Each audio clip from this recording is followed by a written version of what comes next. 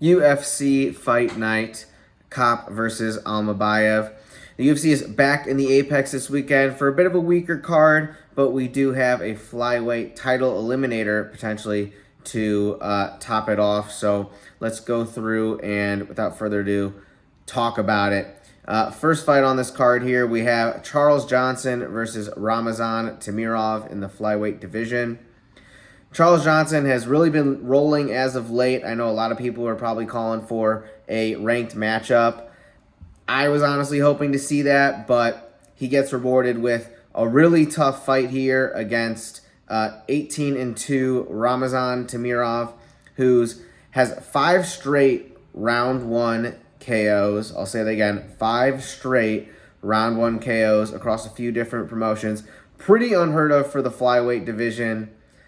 I wouldn't be surprised if that's never been done before, at least at the level that Ramazan Temirov is doing it at, with, you know, a fight in the UFC and then, of course, in a couple other promotions.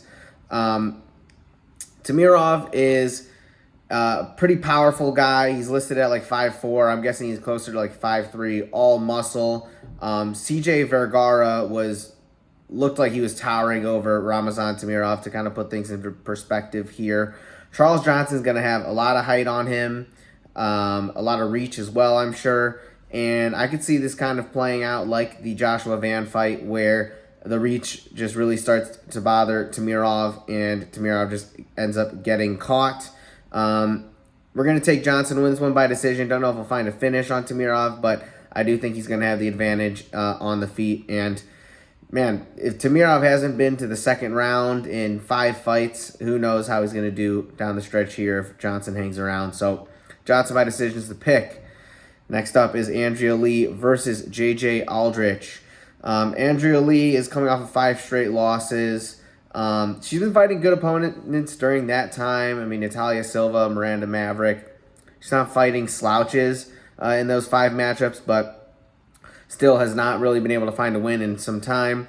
JJ Aldrich has had a bit more success as of late. She beat Montana De La Rosa, who does have a win over Andrea Lee during that 5-fight stretch. I think if Aldrich gets Andrea Lee down, she's going to be able to keep her down, and that's going to be her kind of win, her key to winning this matchup here. So Aldrich by decision is going to be the pick. Danny Silva takes on Lucas Almeida in the featherweight division next on the card. Danny Silva is a younger prospect.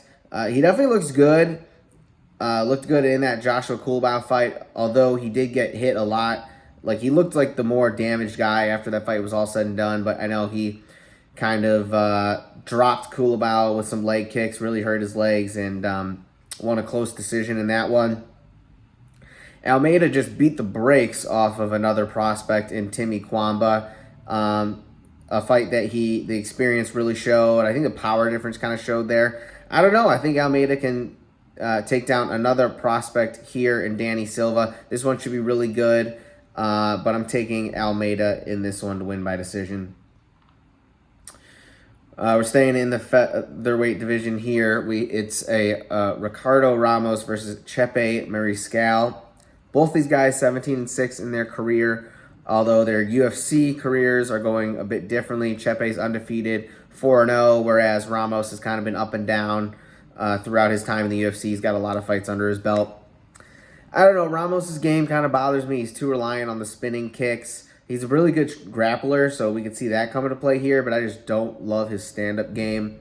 I think Chepe can get a lot of good work done in the clinch, and he's just physically strong. I feel like if he gets Ricardo up against the cage, he can put in a lot of work there. And I don't know if Ramos is going to really have the physical tools to get off of the cage too well. We're taking Chepe Mariscal to win by decision. So that's 4 straight decisions to start off the card here. But next up is Austen Lane taking on Mario Pinto in the heavyweight division. I don't think the decisions are going to continue. The UFC is giving Pinto, I'd say, a tougher debut fight here versus Austen Lane. Not like Austen Lane is some, top 15 heavyweight, which by itself really wouldn't be saying much anyway, but I think Austen Lane is still big, athletic. I think he's a bit of a tough look with his experience as well. He's got a lot more fights than Mario Pinto, who I think is sitting at 9-0. But Pinto really showed out during his Dana White Contender Series fight. He had that left hook, pretty much one punch knockout, dropped his opponent. I think we're going to see a big power difference here, which to me is really what most of these heavyweight fights come down to, especially when neither of the guys are a super strong grappler. So we're taking Pinto to win this one by KO over Austen Lane. Next up is Danny Hand-to-God Barlow taking on Sam Patterson in the welterweight division. Barlow, I know, is a guy who a lot of people are talking about being one of the better ranked prospects. I have to agree, he's got that power that you really just can't teach, but it's hard to overlook his overwhelming debut versus, what was his name, Viratekanov. He pretty much went down to the wire versus a journeyman, and we really didn't see a whole lot of that power that he's kind of known for. I think Sam Patterson can challenge him a lot with the grappling. I think the move to welterweight was a good idea for Sam Patterson. I mean, he's like 6'3". I can't imagine the weight cut was easy for him. It felt like it took a lot out of him. But since moving to welterweight, he's had a bit of success. So if Barlow can keep it standing, I think he wins this one pretty handedly. And I do think that's going to happen. I think we're going to start to see Barlow put together some of the things that he's going to need to be successful in the welterweight division. I think he gets a knockout here over Sam Patterson, who got knocked out not too long ago by a lightweight. And yeah, Barlow, I think we're going to see him show why he earned that name, Hand to God. Next up is a featherweight fight. It's Hyder Amil taking on William Gomis. Hyder Amil, 2 fights in the UFC, 2 KOs. The guy's got a lot of power, and what I like a lot about his game is he really knows when to look for a finish. I like his killer instinct, to put it otherwise. If he gets people hurt, he knows how to really, get aggressive and sell out for a finish, which I like to see, especially because in his 2 fights so far, he's gotten these guys hurt enough and been able to find the finish when he does get them hurt. Gomis, on the other hand, he's quietly 4-0, and he just beat Joe Anderson Brito, I think a guy who is super dangerous in the featherweight division, a really tough matchup. Gomis tall. I think he gives people a lot of trouble with his length, and he's pretty well-rounded too. I think his grappling's underrated, and he just is kind of awkward on the feet, gives guys a lot of trouble. But I think Hyder Amil is going to push the pace here and frustrate Gomis. He's going to be in his face from the first bell. I could see cardio being an issue for Amil if he sells out for a finish and doesn't find it. But I think he's going to come out strong in this fight and get up on the cards early and win this one via decision. So Amil by decision to pick there. Next up is Nasrat Haqparast taking on Esteban Ribovics. Ribovics, where to start? The guy starred in my personal fight of the year in 2024 versus Daniel Zellhuber. Absolutely electric. The guy recognized that he had pretty much a once-in-a-lifetime opportunity being on a card in the Sphere, which, as far as Dana White has said, will be the last time the fight was ever in the Sphere. So he was given this just insane opportunity to show out in front of a huge crowd, and he absolutely jumped at the opportunity, and I think it's really paid off. The guy had an electric fight and beat a guy in Daniel Zellhuber who's really tough, tall, tough matchup. Before that, he had a round 1 head kick KO of Terrence McKinney, so Ribovics is just rolling right now. He hasn't faced a guy quite like Haqparast yet. I think Haqparast is probably going to be the most well-rounded striker he's fought up to this point. We've seen him do it in the UFC for a bunch of fights now. He's, I think Haqparast kind of has a habit of beating guys he's better than, which kind of sounds goofy, but he wins the fights that he's supposed to win, so he's definitely a tough opponent. But, and I'd also say the type of guy who could frustrate Ribovics, just being super disciplined, not like over swinging and giving Ribovics a whole lot of openings.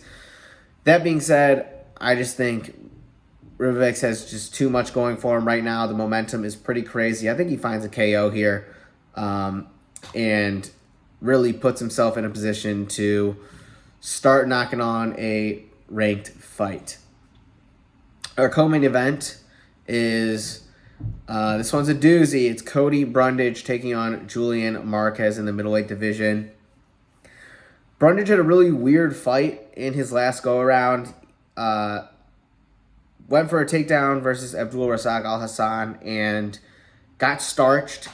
But after a few strikes to the back of the head, the fight was declared a no contest. It definitely seemed like Brundage was dead in the water before the ref stopped it in that one. So not good. Not a good look for Brundage at all. Of course, he's best known for the Bo Nickel fight. A guy who was expected to just get run through and definitely gave Bo Nickel a tough couple of rounds before being submitted in the end. Julian Marquez, on the other hand, is best known for shooting a shot with Miley Cyrus and kind of blowing it. Both these guys are sub 500 fighters in the UFC. I don't know. For me, it just feels like Marquez just has not passed the eye test as of late. He's lost a bunch of fights, and the most telling thing is like every time he gets hit, like you just feel it, like you can see it on his face. So I have a hard time trusting him in this one. I think Brundage finds a KO here over Julian Marquez, and that could be the end of Marquez in the UFC. We'll see, but Brundage by KO is the pick there. Finally, we have our main event. It's Manel Kape versus Asu Almabayev. Top 10 flyweight matchup here. A fight that kind of came about out of necessity, I'd say. Royval pulled out not too long ago. It would have been number 1 versus number 3.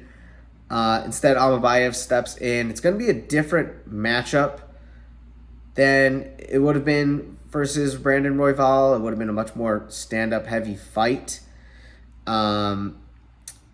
Whereas I'm definitely expecting Almabayev to look to mix in the grappling a bit.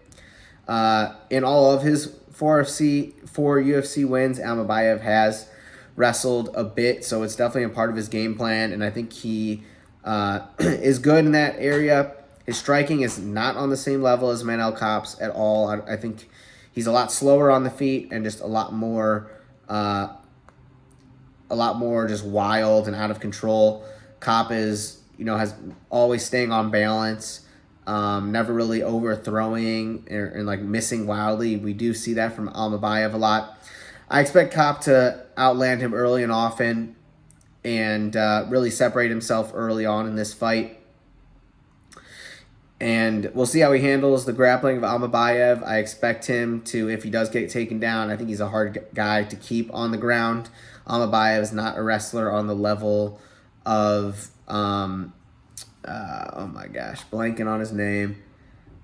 Do we got to start off rip? Well, whatever. The last guy who beat Manel Kape, we know his name. He's no longer in the UFC. But, yeah, with that being said, we're taking Kape by decision here. I think he wins this one pretty comfortably on the feet. And with that, that is the breakdown. Hope you all enjoyed. We'll catch you on the next one.